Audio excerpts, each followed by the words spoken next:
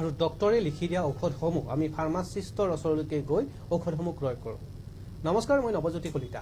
এটা এনেকুৱা বিষয় লৈ আহিছোঁ, আমি যেতিয়া ৰোগাক্ৰান্ত হৈ ফাৰ্মাচিষ্টৰ ওচৰলৈকে যাওঁ, ৰাজ্যত এতিয়াও বহু অবৈধভাৱে ফাৰ্মাচী আছে। ৰাজ্যত এতিয়াও বহু অবৈধভাৱে এনেকুৱা ফাৰ্মাচিষ্ট কৰা লোক আছে যিসকলে কোনো ধৰণৰ আনুষ্ঠানিক শিক্ষা লোৱা নাই আৰু আনুষ্ঠানিক শিক্ষা নোলোৱাকৈ বিভিন্ন ধৰণৰ ঔষধ প্ৰদান কৰি আছে। আৰু আজি সেইবাবে ষ্টুডিঅ'লৈকে আমন্ত্ৰণ কৰি আনিছোঁ সাধাৰণ সম্পাদক অসম পঞ্জীয়ন ফাৰ্মাচিষ্ট সন্থাৰ দিগন্ত চক্ৰৱৰ্তীক। মই দিগন্ত চক্ৰৱৰ্তীক স্বাগতম জনাইছোঁ। ধন্যবাদ জনাইছোঁ আৰু বিশেষকৈ আপোনালোকৰ ডিবি নিউজৰ সমূহ দৰ্শকক বা আৰু সমূহ কৰ্তৃত্বক মই বিশেষকৈ আমাৰ অসম পঞ্জীয়নভুক্ত ফাৰ্মাচিষ্ট সন্থা হাৰপুৰ পৰা বিনম্ৰ শ্ৰদ্ধা জনাইছোঁ। বিষয় এটা অতি গুৰুত্বপূৰ্ণ যে মই অনুষ্ঠান আৰম্ভণিতে কৈছোঁ, যেতিয়া আমি ৰোগাক্ৰান্ত হওঁ বা ৰোগৰ আমি চিকিৎসা কৰিবলৈ যাওঁ, তেতিয়া আমি কিন্তু ডক্টৰে লিখি দিয়া এই ঔষধ বা দৰৱ আনিবলৈ আমি ফাৰ্মাচিষ্টৰ ওচৰলৈকে যাওঁ। মই জানিব বিচাৰিম যে ৰাজ্যত এতিয়া কিমানখন এনেকুৱা ধৰণৰ অবৈধভাৱে থকা ফাৰ্মাচিষ্ট আছে বা ফাৰ্মাচী আছে? হয়, এতিয়া ফাৰ্মাচী বা ফাৰ্মাচিষ্ট হ'ল মানে আপোনাৰ ৰোগীৰ কাৰণে পথ প্ৰদৰ্শক।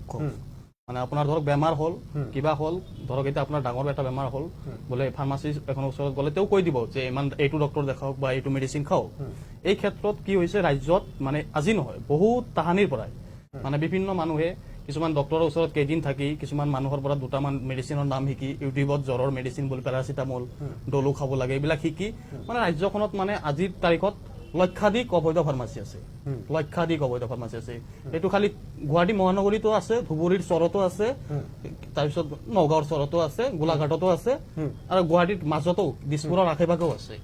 গোটেই ৰাজ্যখনত অবৈধ ফাৰ্মাচী চানি আছে। আৰু এই ক্ষেত্ৰত চৰকাৰৰ কোনো দুখ নাই। চৰকাৰক এই কাৰণে দুখ নাই কাৰণ চৰকাৰে সম্পূৰ্ণ প্ৰত্যেক জিলাত এজনকে ড্ৰাগছ ইন্সপেক্টৰ, ঔষধ পৰিদৰ্শক ৰাখি থৈছে যে আপোনাৰ যদি ফাৰ্মাচী এখন দিব খোজে আপোনাৰ লাইচেন্সখন ৰিনিউ কৰা বা অবৈধ ফাৰ্মাচী কোন অঞ্চলত আছে সেই ফাৰ্মাচীসমূহ বন্ধ কৰা। ইয়াৰ কাৰণে ড্ৰাগছ ইন্সপেক্টৰ বিফলতা। আজিৰ তাৰিখত যে অসমত লক্ষাধিক ফাৰ্মাচী আছে অবৈধ ফাৰ্মাচী, তাৰ কাৰণে সম্পূৰ্ণ দায়ী জিলা ঔষধ পৰিদৰ্শক। জিলা ঔষধ পৰিদৰ্শকসকলে সময়মতে ভিজিট নকৰাৰ বাবে কাঠফুলাৰ দৰে এখনৰ পিছত আনখন ইয়াক ব্যৱসায় হিচাপে চলাই গৈ আছে। মই আন এটা প্ৰশ্ন কৰিম, যিহেতুকে এজন ফাৰ্মাচিষ্ট হবলৈ হলে মিনিমাম এজন ছায়েন্স টিমৰ ছাত্ৰ ছাত্ৰী হ'ব লাগে। তেনেকুৱা ধৰণৰ ছাত্ৰ ছাত্ৰীসকলে অধ্যয়ন কৰাৰ পিছতহে ঔষধ দিবলৈ বা ৰোগীৰ দিয়া সেই ঔষধসমূহ দিবলৈ সাহস কৰে। এই ধৰণৰ কামসমূহ কেনেকৈ কৰিবলৈ সাহস কৰে অবৈধভাৱে আৰ্টছৰ ষ্টুডেণ্ট বা কোনো ধৰণৰ জ্ঞান নোহোৱাকৈ? এতিয়া চাওক, মই মানে দক্ষিণ কামৰূপ মহাবিদ্যালয়ৰ পৰা BSc কৰিছো ফিজিক্সত মেজৰ লৈ। তাৰপিছত মই এন্ট্ৰেন্স দি অসম চৰকাৰে পতা এন্ট্ৰেন্স দি শিলচৰ মেডিকেল কলেজৰ পৰা 2 বছৰ পঢ়িছো। তাৰপিছত MMC হস্পিটেলত 3 মহীয়া প্ৰশিক্ষণ কৰিছো। তাৰপিছত গৈ মই অসম ফাৰ্মাচী কাউন্সিলৰ পৰা পঞ্জীয়ন পাবলৈ সক্ষম হৈছো। যাৰ পিছতহে মই ফাৰ্মাচী এখন বা ফাৰ্মাচী এখনত জব কৰিবলৈ বা কোনোবা হস্পিটেলত জব কৰিবলৈ নিজকে ফাৰ্মাচিষ্ট বুলি প্ৰতিয়ন দিবলৈ সক্ষম হৈছো। এনে ক্ষেত্ৰত মই এনেকুৱা পাইছো, মোৰ লগৰ ল'ৰা যিবিলাকে ক্লাছ 6-7ত পঢ়া বাদ দিছিল সেইবিলাকে কিছুমানে গাঁৱত ফাৰ্মাচী দি বহিছে। মই তেতিয়াহ'লে ভাবো মোৰ পঢ়াটো কি বিফল হ'ল নেকি? যে এনেকুৱা বহুত দেখিছো যে আগতে কেইদিনমান আগতে তাই কাপোৰ দোকান কৰিছিল, হঠাৎ ফাৰ্মাচীৱালা হৈ গ'ল আৰু ফাৰ্মাচীৱালাটো হ'ল এনেকুৱা ফাৰ্মাচীৱালা হ'ল সি গাঁৱত ফাৰ্মাচী কৰি বিল্ডিং দি দিলে। মানে ঔষধৰ নামত জনসাধাৰণক বৰ বিষ খুৱাই আজিকালি আপুনি এটা কথা মন কৰিব, বিভিন্ন গাঁৱলী যিবিলাক চিভিল হস্পিটেল আছে আমাৰ জিলা পৰ্যায়ত, চিভিল হস্পিটেলবিলাক ইমান ভিৰ কিয়? একমাত্ৰ মানে প্ৰপাৰ মেডিচিন নোপোৱাৰ কাৰণে যিটো ৰেজিষ্টেণ্ট হৈছে বডিত। মানে আপুনি এটা মেডিচিন খালে আপোনাৰ বেমাৰ এটা হ'ল, বোলে 2টা এণ্টিবায়টিক দিলে, আপুনি এই যে কিছুমান অবৈধ ফাৰ্মাচীত গ'লে সি কি কৰিব? সি অবৈধভাৱে পঢ়ি আহিছে বা অবৈধভাৱে দিছে এখন, তাৰ মনত এটা মানে সন্দেহ থাকে যে কোনোবাই ড্ৰাগছ ইন্সপেক্টৰে আহে নেকি বা কোনোবা মানুহে মোক লগাই দিয়ে নেকি। সি যিমান সোনকালে পাৰে এই যিখন চকত বহে সেইখন চকত পাৰে সেইসমূহ ৰাইজক, গোটেই আশে পাশে থকা ৰাইজক শোষণ কৰি যিমান সোনকালে পইচা লুটাৰ ধান্দা কৰি থাকে। আৰু এজন যদি প্ৰকৃত ফাৰ্মাচিষ্টে যদি ফাৰ্মাচী দিয়ে, তাই কেতিয়াও অত্যাধিক মেডিচিন নিদিয়ে। যিখিনি নিডেড সেইখিনি মেডিচিন দিব, তাও জানিব কেনেকুৱাকে খাব লাগে, ড'জ কি জানিব। কিন্তু অবৈধ ফাৰ্মাচীৱালাবিলাকে এইবিলাক নাজানে। আৰু জিলা ঔষধ পৰিদৰ্শকে কিয় বন্ধ নকৰে সেয়া আমি নাজানো। আমি আজিৰ তাৰিখতো গোৱালপাৰা ডিষ্ট্ৰিক্টৰ মানে ঔষধ পৰিদৰ্শনী ডাঙৰীয়াক আমি পত্ৰ দিছো যে গোৱালপাৰা জিলাখন অবৈধ ফাৰ্মাচী মুক্ত কৰিব লাগে।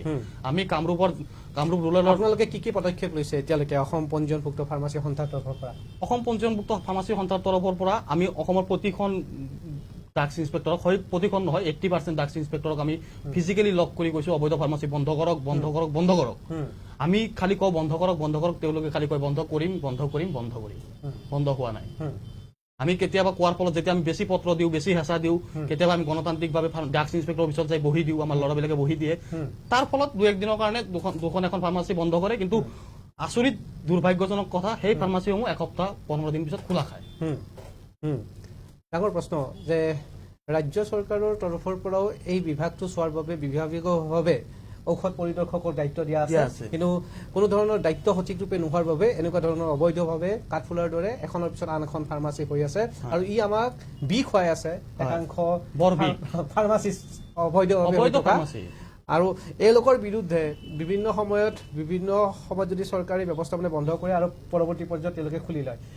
অসমৰ দৰে এখন ৰাজ্যত যদি তেনেকুৱা লক্ষাধিক অবৈধ ফাৰ্মাচী আছে, যিটো ডাঙৰ কথা। মই আকৌ যদি আহোঁ যে অসম চৰকাৰৰ APCৰ অৱস্থা কি আজিৰ তাৰিখত? হয়, এতিয়া APC কিয় নিয়ন্ত্ৰণ কৰা নাই? APC হ'ল মানে অসম ফাৰ্মাচী পৰিষদ, হয়, মানে ধৰক ভাৰতীয় ফাৰ্মাচী পৰিষদ, PCI যিটো আছে ইণ্ডিয়া লেভেলত, সেই PCIৰ পৰা সকলো ষ্টেটত এটা কাউন্সিল বনাই দিছে, যাক কোৱা হয় মানে ষ্টেট কাউন্সিল। অসম ফাৰ্মাচী কাউন্সিলখন বিগত 7-8 মাহ ধৰি অচল অৱস্থা হৈ আছে, আৰু এই কিছুদিন আগত অসম ফাৰ্মাচী কাউন্সিলৰ যিজন পঞ্জীয়ক আছিল তেওঁ হঠাৎ পদত্যাগ কৰিলে। কি কাৰণত পদত্যাগ কৰিলে সেইটো তেওঁ জানিব। তেওঁ কৈছে যে তেওঁৰ বেমাৰ।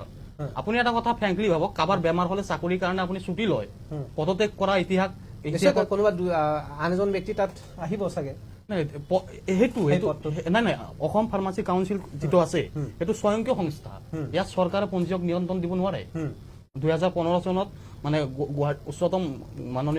উচ্চতম গুৱাহাটী হাইকোৰ্টেও কৈ থৈছে, ইয়াত চৰকাৰে ফাৰ্মাচিষ্ট পঞ্জীয়ন দিব নোৱাৰে বা পঞ্জীয়কক মানে এপইণ্টমেণ্ট কৰিব নোৱাৰে চৰকাৰে।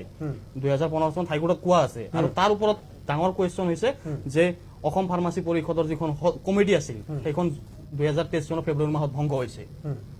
কোনে দিব এই নাম্বাৰ? এতিয়াওতো প্ৰায় 1-2,000 ছাত্ৰ ছাত্ৰীয়ে অধ্যয়ন কৰি আছে, ফাৰ্মাচিষ্ট পৰা ওলাই গৈছে, তেওঁলোকে পঞ্জীয়ন নম্বৰ কেনেকে পাব তেতিয়াহ'লে?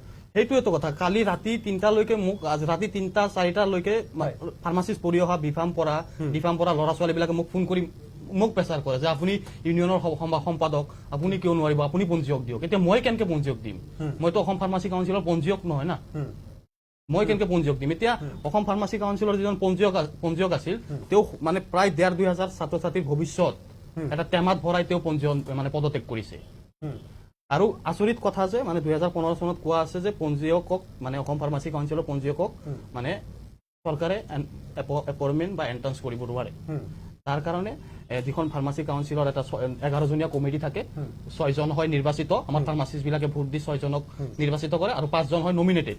কিন্তু চৰকাৰে নমিনেটেড কেণ্ডিডেটো কৰা নাই, আৰু নিৰ্বাচনটো হোৱাই নাই।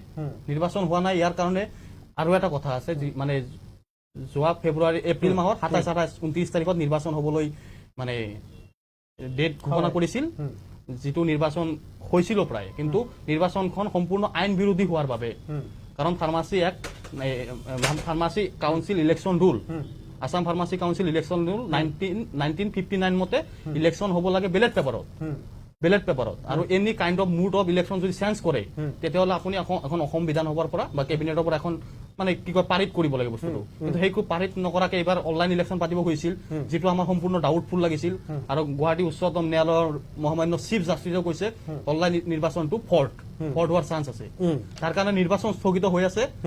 আৰু এটা ডাঙৰ ভুল কৰিছে, আগৰ যিখন কমিটি আছিল, সেইখন কমিটি মানে আপুনি ধৰক এটা কমিটি আছে, মুঠৰ ওপৰত গম পালো অসম ফাৰ্মাচী পৰিষদৰ এতিয়া তথ্য অৱস্থা একেবাৰে অচল অৱস্থা, যাৰ ফলস্বৰূপে এতিয়া অধ্যক্ষ পদত্যাগ দিয়া বুলি ক'লে পঞ্জীয়ক ইতিমধ্যে পদত্যাগ কৰিছে, আৰু যাৰ ফলস্বৰূপে এতিয়া প্ৰায় 1,500 পৰা 2,000 ছাত্ৰ ছাত্ৰীয়ে আনুষ্ঠানিক শিক্ষা লোৱাৰ পিছতো সেই পঞ্জীয়ন নাম্বাৰটো নোপোৱাৰ বাবে তেওঁলোকে মানসিকভাৱে ভাঙি পৰিছে। ইয়াৰ কাৰণে মেইন দায়ী মই কোন আপোনাক কৈ দিওঁ খোলাখুলি। ইয়াৰ কাৰণে মেইন দায়ী হ'ল আগৰ যিখন কমিটি আছিল বা আগৰ যিবিলাক সভাপতি আছিল তেওঁলোকে। কাৰণ আগৰ যিটো কমিটি সেইটো গঠন হৈছিল 17/5/2017, তো 5 বছৰ যদি কাৰ্যকাল হয় তেতিয়াহ'লে 16/5/2022 চনত তেওঁলোকৰ কাৰ্যকাল শেষ হৈ যাব লাগে। কিন্তু তেওঁলোকে কৈছে যে আমি কমিটিখন মানে 8 মাহ পিছত গঠন কৰিছো, মানে ইলেকশ্যন হোৱাৰ পিছত 8 মাহ পিছত। তেতিয়াহ'লে 8 মাহ পিছতো যদি গঠন কৰে 2023 চনৰ ফেব্ৰুৱাৰী মাহত তেওঁলোকৰ কাৰ্যকাল শেষ হৈ গ'ল, 8 মাহ আমি পিছতে ধৰিলো। কিন্তু আমাৰ ফাৰ্মাচী আইনমতে স্পষ্টভাৱে লিখা আছে এখন কমিটি যেতিয়া এক্সপ্ৰি হয় তাৰ আগতে আপুনি মিনিমাম ইলেকশ্যন পাতি 6জন কেণ্ডিডেট নিৰ্বাচিত কৰি চৰকাৰলৈ দিব লাগে। নিশ্চয়কৈ আৰু কথা পাতিম। ইতিমধ্যে ঔষধৰ দামো বহুত বৃদ্ধি হৈ পৰিছে আৰু একেখিনি সময়তে আমাৰ ৰাজ্যখনত বহুত অবৈধভাৱে ফাৰ্মাচী ব্যৱসায় কৰি আছে। এই যিটো আটাইতকৈ বেয়া কথা। অনুষ্ঠানখনতে বাণিজ্যিক বিৰতি ল'ম, বিৰতিৰ পিছত পুনৰ উভতি আহিম আপোনালোকৰ মাজলৈ।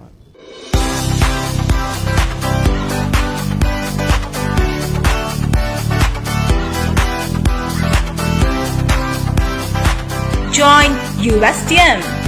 বিৰতিৰ পিছত পুনৰ উভতি আহিছোঁ। অসম ফাৰ্মাচী কাউন্সিল সন্থাৰ সাধাৰণ সম্পাদক মোৰ সৈতে আছে। অবৈধভাৱে যিসমূহে ৰাজ্যত ইতিমধ্যে ফাৰ্মাচী চলাই আছে তেওঁলোকৰ বিষয়ে চৰ্চা কৰি আছোঁ আৰু একেখিনি সময়তে অসমৰ APCৰ তথ্যবচ অৱস্থাৰ বিষয়েও চৰ্চা কৰি আছোঁ। ইতিমধ্যে এজন ফাৰ্মাচিষ্ট হ'বলৈ হ'লে বিজ্ঞান বিষয়ত থকাটো অতি বাধ্যতামূলক, অৰ্থাৎ হাই ছেকেণ্ডেৰী ছায়েন্স থাকিব লাগিব। ইয়াৰ উপৰিও ফিজিক্স, কেমেষ্ট্ৰি এনেকুৱা ধৰণৰ ছাবজেক্টসমূহ থকাটো প্ৰয়োজন আৰু এনেকুৱা ধৰণৰ ছাবজেক্টসমূহ থকাৰ পিছতো অধ্যয়ন কৰাৰ প্ৰয়োজন। তাৰপিছত প্ৰেক্টিকেল এডুকেশ্যন থাকে, তাৰ পিছতহে সেৱা আগবাঢ়িবলৈ পাৰে। আৰু ইতিমধ্যে অসম ফাৰ্মাচী পৰিষদৰ তৰফৰ পৰা এটা পঞ্জীয়নৰ নাম্বাৰ দিয়া হয় আৰু তাৰপিছত সেই পঞ্জীয়ন নাম্বাৰটো পোৱাৰ পিছতহে ছাত্ৰ ছাত্ৰীসকলে নিজৰ যি স্বাধীনভাৱে সেৱা কৰাৰ মন সেৱা কৰিব পাৰে। সেৱা কৰাৰ লগে লগে তেওঁলোকৰ প্ৰফেশ্যন হিচাপেও ব্যৱসায়টো কৰি থাকিব পাৰে।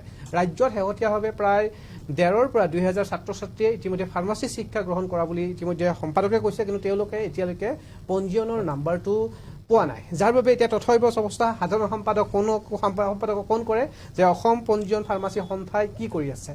আপোনাকো ফোন কৰে যে কিয় হোৱা নাই, কি হ'ব, ইয়াৰ পিছত আপোনালোকে কি পদক্ষেপ ল'ব। ইতিমধ্যে আপোনালোকে ক'লে যে আমাৰ অসম ফাৰ্মাচী পৰিষদৰ যিগৰাকী পঞ্জীয়ক তেখেতেই নাই, তেখেতেই পদত্যাগ কৰিছে। কাৰণটো কি আৰু এতিয়া আপোনালোকে কি কৰিব ইয়াৰ পিছত? পদত্যাগ কৰাৰ পিছত কি এনেকুৱা ব্যৱস্থা আছে, কোনে আকৌ পঞ্জীয়ন নাম্বাৰটো দিব পাৰিব? হয়, এতিয়া কথা আপুনি মোক অলপ সময় দিব লাগিব। মানে এই যোৱা এসপ্তাহ আগত অসম ফাৰ্মাচী কাউন্সিলৰ যিজন সভাপতি আছিল তেওঁ মোক এটা লিগেল নটিচ পঠাইছে। তাত মই সুধিছিলোঁ যে মানে লিগেল নটিচত স্পষ্টভাৱে কৈছে যে মানে ৩০ কোটি টকাৰ এটা কেলেংকাৰী মই কুৱেশ্যন সুধিছিলোঁ। অসম ফাৰ্মাচী পৰিষদত ৩০ কোটি টকাৰ এটা কেলেংকাৰী হোৱা বুলি মই এটা কুৱেশ্যন সুধিছিলোঁ যে এই পইচা ৩০ কোটি টকা কাৰ পকেটত সোমাল। এই কথাটো কোৱাৰ পিছত তেওঁ মোক লিগেল নটিচত এটা ৰিপ্লাই দিছে যে সভাপতিয়ে এই বিষয়ত কোনো নাজানে, যদি ৩০ কোটি টকাৰ কিবা ঘোটালা হৈছে অসম ফাৰ্মাচী কাউন্সিলৰ পঞ্জীয়কজনে কৰিছে। এই কথাটোত তেওঁ ভয় পালে, অসম ফাৰ্মাচী কাউন্সিলৰ পঞ্জীয়কজনে কিবা আগতীয়াকৈ গম পালে, সেইকাৰণে তেওঁ পদত্যাগ কৰিছে। আপুনি ভাবে নেকি যে অসম ফাৰ্মাচী পৰিষদৰ পঞ্জীয়কজনে এনেকুৱা ধৰণৰ কোটি টকীয়া কেলেংকাৰীত সোমাইছে? নিশ্চয় নিশ্চয়, কাৰণ ২০১০ চনত অসম চৰকাৰে এটা মানে কমিটি বনাই দিছিল, তদন্তকাৰী কমিটি। সেই তদন্তকাৰী কমিটিয়ে তদন্ত কৰি ওলালে যে অসম ফাৰ্মাচী কাউন্সিলৰ মানে অসম ফাৰ্মাচী কাউন্সিলত ৩,০০০ মানুহে অবৈধভাৱে ভুৱা ৰেজিষ্ট্ৰেশ্যন লৈছে, মানে পইচা দিছে ৰেজিষ্ট্ৰেশ্যন লৈছে। অবৈধভাৱে লৈছেতো এনেই দিয়া নাই, কিবা বিনিময় হৈছে। পঞ্জীয়কক পইচা দিলে হৈ যায় মানে? আপোনাক মই কথাটো কৈ আছো, মানে ২০১০ চনত অসম চৰকাৰে এটা কমিটি বনাই দিলে, ভেৰিফিকেশ্যন কমিটিয়ে ভেৰিফিকেশ্যন কৰি জনালে যে ৩,০০০ অবৈধ ফাৰ্মাচী আছে। কিন্তু এই পঞ্জীয়কজনে যিজনে পদত্যাগ কৰিলে তেওঁ কি কৰিলে, চৰকাৰে ক'লে ৩,০০০ অবৈধ ফাৰ্মাচী আছে, ফাৰ্মাচিষ্ট আছে তেওঁ অসম ফাৰ্মাচী কাউন্সিলত, তেওঁ বহিষ্কাৰ কৰিলে ৩,৯২৯ জন। চৰকাৰে ক'লে অসম ফাৰ্মাচী কাউন্সিলত ৩,০০০ ভুৱা পঞ্জীয়ন হৈছে আৰু তেওঁ বহিষ্কাৰ কৰিলে ৩,৯২৯ জন। মানে তেওঁ নতুনকে ৩,৯২৯ জন নিযুক্তি দিছে। চৰকাৰে কৈছিল হে ২০১০ চনত ৩,০০০, তেওঁ কেনেকে মানে এই গোটেই বিষয়টোৱে এটা পাজুল আৰু ইয়াত ডাঙৰ এটা প্ৰশ্ন আছে, যাৰ বাবে এতিয়া পঞ্জীয়কো বৰ্তমান তেওঁৰ পদত নাই। এতিয়া সেই পদটো কোনে ল'ব আৰু এই বিষয়ৰ ব্যৱস্থাপনাটো বহুত জটিল হৈ পৰিছে। আৰু একেখিনি সময়তে অসমৰ স্বাস্থ্য বিভাগৰ মন্ত্ৰী কেশৱ মহন্ত ডাঙৰীয়াও এই বিষয়টোৰ ওপৰত গুৰুত্ব দিয়াৰ প্ৰয়োজন আছে। কি জনাব স্বাস্থ্যমন্ত্ৰী? হয়, মই স্বাস্থ্যমন্ত্ৰী ডাঙৰীয়াৰ লগতে মুখ্যমন্ত্ৰী ডাঙৰীয়াক বিনম্ৰ অনুৰোধ জনাইছোঁ, সেৱা জনাই যে ফাৰ্মাচিষ্টৰ ভৱিষ্যত সুৰক্ষাৰ ক্ষেত্ৰত আৰু সুৰক্ষাৰ খাতিৰত আৰু মানে জনসাধাৰণে যাতে ঔষধৰ নামত বৰবিষ খাব নালাগে, এই সুৰক্ষাৰ খাতিৰত অসম ফাৰ্মাচী কাউন্সিলৰ যি অচল অৱস্থা আছে সেয়া দূৰ কৰক। এয়া খুব জৰুৰী, কাৰণ বিগত ৭-৮ মাহ ধৰি ল'ৰা ছোৱালীবিলাকে পঞ্জীয়ন পোৱা নাই। এজন ল'ৰাই যেতিয়া উচ্চ শিক্ষাৰ পৰা শিক্ষিত হৈ আহে বোলে ৭-৮ মাহৰ কাৰণে, আৰু ফাৰ্মাচী শিক্ষাটো এনেকুৱা আপুনি যেতিয়ালৈকে পঞ্জীয়ন নাপায় তেতিয়ালৈকে আপুনি স্বীকৃতি নাপায়, ক'তো জবো নাপায়, একো নাপায়। তো 7-8 মাহ ধৰি যদি মানে পঞ্জীয়ন নাপায়, এনেকুৱা ল'ৰাও মোক মেছেজ আছে এতিয়াও যে যাতে আপোনালোকে পঞ্জীয়ন দিয়ক, নহ'লে আমি চুইচাইড কৰিম। এনেকুৱা মানে ভাৱমূৰ্তি ইমানলৈকে তললৈ গৈছে। তো স্বাস্থ্যমন্ত্ৰীয়ে ডাঙৰীয়া আৰু মানে আমাৰ মাননীয় মুখ্যমন্ত্ৰী ডক্টৰ হিমন্ত বিশ্ব শৰ্মা ডাঙৰীয়াই হস্তক্ষেপ কৰিব লাগে। এয়া মোৰ অনুৰোধ থাকিল। কি হৈ আছে অসম ফাৰ্মাচী কাউন্সিলত অতি সোনকালে হস্তক্ষেপ কৰিব লাগে আৰু এজন পঞ্জীয়ক অতি সোনকালে অসম ফাৰ্মাচী কাউন্সিলত নিযুক্তি দিব লাগে, টেম্পৰাৰী হওক পাৰ্মানেণ্টেই হওক নিযুক্তি দিব লাগে, যাৰ কাৰণে এই ল'ৰা ছোৱালীবিলাক যে মানে মানসিকভাৱে বিকাৰগ্ৰস্ত হৈ আছে এইবিলাকৰ পঞ্জীয়ক আৰম্ভ হ'ব লাগে আৰু অসম ফাৰ্মাচী কাউন্সিলৰ নিৰ্বাচন অতি সোনকালে পাতিব লাগে। নিশ্চয়কৈ মই বিদায় ল'ব লাগিব, অনুষ্ঠানৰ সময়সীমা কমি আহিছে। মই আশা কৰিম যে অনুষ্ঠানটো চোৱাৰ পিছত ৰাজ্য চৰকাৰে অসম ফাৰ্মাচী পৰিষদৰ যি পঞ্জীয়ক নাই, পঞ্জীয়কবিহীনভাৱে এই পৰিষদখন চলি এটা আছে, কথা ক'ম আপোনাক, হয় হয় হয় তাৰ যাতে ব্যৱস্থাপনা কৰে, হয়, হয়। কি জনাব? হয়, ইয়াৰ কাৰণে স্বাস্থ্যমন্ত্ৰী ডাঙৰীয়াই এটা অনুসন্ধান কমিটি এটা বনাই দিয়ক। অনুসন্ধান কৰিলে গোটেইখিনি ওলাই আহিব, তেল পানী গোটেইখিনি ডিফাৰেঞ্চ হৈ যাব। সেইকাৰণে অতি সোনকালে অসম ফাৰ্মাচী কাউন্সিলত এটা অনুসন্ধান টীম বনাব লাগে, এটা ভাল CID হওক যিয়ে হওক ৰাজ্য চৰকাৰৰ বা CM ভিজিলেন্সৰ দ্বাৰা এটা নিৰপেক্ষ অনুসন্ধান হ'ব লাগে। তেতিয়াহ'লে চব ওলাই পৰিব, পঞ্জীয়কক কিয় পদত্যাগ কৰিলে এইখিনি সময়ত, বা নিৰ্বাচন যিটো আগৰ কমিটি আছিল সেই কমিটিৰ কাৰ্যকাল থাকোঁতে যিটো নিৰ্বাচন পাতিব লাগিছিল সেই নিৰ্বাচন কিয় কাৰ্যকাল শেষ হোৱাৰ পিছত পাতিলে, গোটেই ৰহস্যখিনি ওলাই আহিব। নিশ্চয়কৈ দিগন্ত চক্ৰৱৰ্তী বহুকেইটা প্ৰশ্নৰ উত্তৰ ইয়াৰ অনুসন্ধানৰ পিছত ওলাব। আপোনাৰ সুস্বাস্থ্য কামনা কৰিছোঁ আৰু আশা কৰিম যিসকল ছাত্ৰ ছাত্ৰীয়ে ফাৰ্মাচী শিক্ষা গ্ৰহণ কৰিছে তেওঁলোকে নিৰাশ হ'ব নালাগে। ইতিমধ্যে অসম চৰকাৰৰ ফাৰ্মাচী পৰিষদৰ এজন পঞ্জীয়ন নতুনকৈ দিয়াৰ বাবে আমিও আহ্বান জনাইছোঁ আৰু আপোনালোকেও নিজাববীয়াকৈ আহ্বান জনাওক আৰু আশা কৰিম যে ৰাজ্য চৰকাৰে এই বিষয়টোৰ ওপৰত বিশেষভাৱে গুৰুত্ব আৰোপ কৰিব আৰু ৰাজ্যত বিশেষভাৱে অবৈধভাৱে ফাৰ্মাচী লক্ষাধিক থকা বুলি ইতিমধ্যে উল্লেখ কৰিছে আৰু এই লক্ষাধিক ফাৰ্মাচীসমূহৰ ওপৰত কেনেধৰণৰ ব্যৱস্থাপনা কৰে এটা গুৰুত্বপূৰ্ণ হ'ব। সময়ে সময়ে দেখা পোৱা যায় কেতিয়াবা অসম পুলিচ আৰু অসম প্ৰশাসন যন্ত্ৰই মাজে সময়ে অনুসন্ধান কৰা দেখা পোৱা যায়, কিন্তু দুদিনৰ বাবে বন্ধ হয়, আকৌ তাত সৃষ্টি হয়, আকৌ তেওঁলোকে খোলে, আকৌ তেওঁলোকৰ ফাৰ্মাচীৰ ব্যৱসায়টো চলি থাকে। তেনেকুৱা ধৰণৰ বৰবিহসমূহ জনসাধাৰণে খাই নিজৰ শৰীৰ নষ্ট কৰিছে, নিজৰ অৰ্থ ব্যয় কৰিছে। গতিকে তেনেকুৱা ধৰণৰ ফাৰ্মাচিষ্টৰ ওচৰলৈকে নাযাবলৈ অনুৰোধ জনাইছোঁ আৰু ফাৰ্মাচিষ্টৰ ওচৰলৈকে যেতিয়া যাব তেতিয়াহ'লে আপোনালোকে এটা বস্তু অন্ততঃ চাব যে অসম ফাৰ্মাচিষ্ট পৰিষদৰ পৰা সেইখন ফাৰ্মাচিষ্ট পঞ্জীয়নভুক্ত হয় নে নহয়, অৰ্থাৎ আপোনাক যিজনে দৰৱ দিছে তেওঁ ফাৰ্মাচিষ্ট হয় নে নহয়, পঞ্জীয়ন নম্বৰটো তেওঁৰ পঞ্জীয়ন নম্বৰ কি, এই বিষয়তে অকণমান জনাটোৰ খুবেই প্ৰয়োজন আছে। আৰু ইতিমধ্যে ৰাজ্যৰ বিভিন্ন প্ৰান্তত থকাৰ উপৰিও গুৱাহাটী মহানগৰীত থকাৰ কথা উল্লেখ কৰিছে সাধাৰণ সম্পাদক অসম পঞ্জীয়নভুক্ত ফাৰ্মাচী সন্থাৰ দিগন্ত চক্ৰৱৰ্তীয়ে। গতিকে দিগন্ত চক্ৰৱৰ্তীয়ে এই বিষয়টোৰ ওপৰত জড়িত হৈ আছে। গতিকে আশা কৰিম যাতে আপোনালোকেও পৰৱৰ্তী পৰ্যায়ত ইয়াৰ ওপৰত বিশেষ ব্যৱস্থা লওক আৰু অনুষ্ঠানটো চাই থকা প্ৰতিজন দৰ্শকৰ সুস্বাস্থ্য কামনা কৰিছোঁ আৰু আজিৰ DB নিউজৰ এই চৰ্চাৰ পৰা মই বিদায় লৈছোঁ আৰু অধিক বাপতিৰ বাবে আপোনালোকে চাই থাকক DB নিউজ। ধন্যবাদ।